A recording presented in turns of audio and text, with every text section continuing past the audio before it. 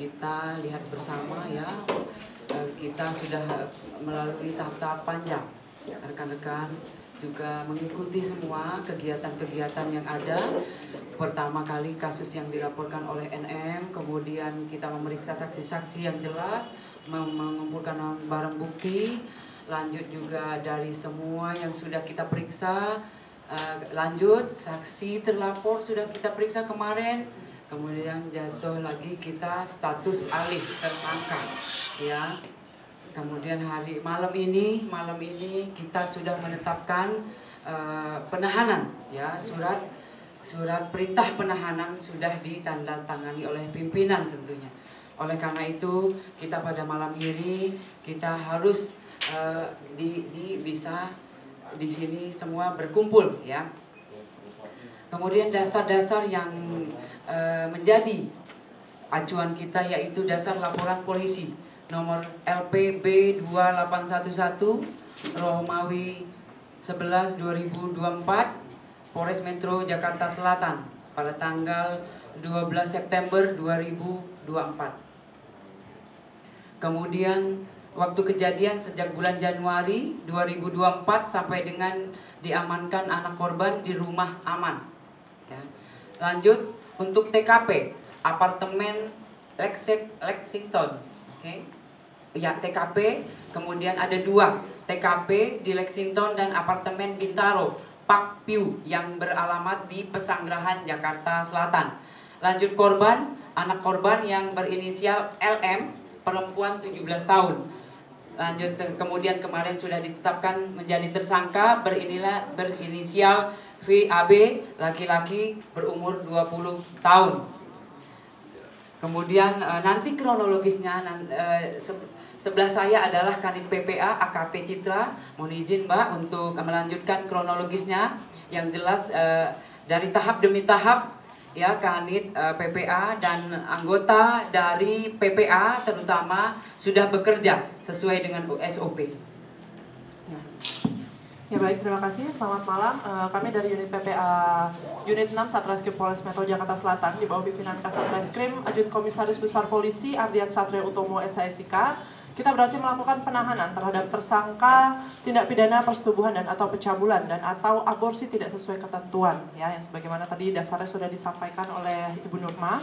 Kemudian adapun kronologis kejadiannya itu pada bulan Januari 2024, pelapor yang bernama NM yang merupakan ibu korban menjelaskan bahwa anak korban LM berpacaran dengan terlapor VAB. Dan selama menjalin hubungan pacaran tersebut atas bujuk rayu tersangka yang menjelaskan akan bertanggung jawab serta menikahi anak korban, sehingga anak korban LM mau melakukan hubungan badan layaknya suami istri dengan tersangka VAB. Dan dari hasil hubungan tersebut, anak korban LM diduga telah mengalami kehamilan serta anak korban LM dipaksa untuk menggugurkan kandungannya oleh tersangka VAB karena perbuatan tersangka VAB tersebut tidak mau diketahui oleh keluarganya. Hal tersebut dikuatkan berdasarkan keterangan dari saksi, kemudian hasil visum, kemudian keterangan ahli dokter. Atas kejadian tersebut, pelapor sebagai ibu kandung dari anak korban LM merasa dirugikan dan melaporkan ke Polres Metro Jakarta Selatan. Untuk modus operandinya yaitu adalah relasi kuasa dan tipu daya. Kemudian barang buktinya yang sudah kami amankan yaitu adalah hasil pemeriksaan visum, kemudian keterangan saksi ahli, kemudian handphone milik saksi. Lalu tindakan yang sudah kami lakukan antara lain adalah melakukan pemeriksaan terhadap korban, kemudian pemeriksaan saksi dan saksi ahli, kemudian pemeriksaan terhadap tersangka, penyitaan terhadap barang bukti, kemudian kita berkoordinasi dengan Dinsos, UPT PPA Provinsi DKI Jakarta untuk melakukan pendampingan konseling psikologis terhadap anak korban.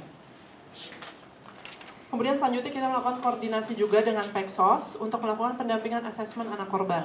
Kita juga sudah melakukan pemeriksaan laboratorium forensik digital, sudah melakukan uji lab for darah anak korban di Barreskrim Polri, kemudian melakukan pemeriksaan ahli forensik objin dari RSCM.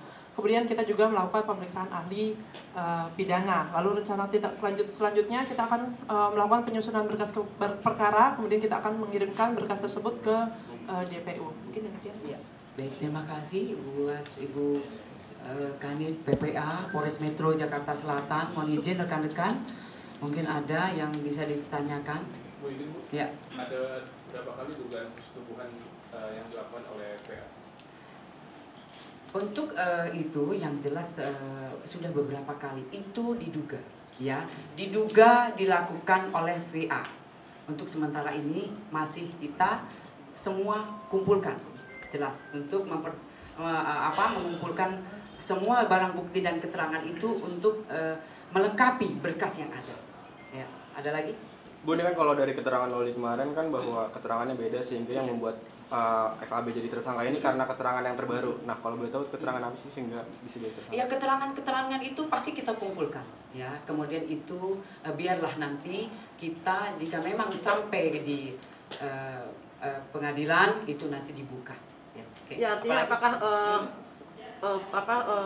keterangan yang pertama itu tidak dipakai atau seperti apa? Semua pasti kita kumpulkan. Yang jelas semua kita kumpulkan, kemudian kita jadikan satu, memperjelas kasus yang ada.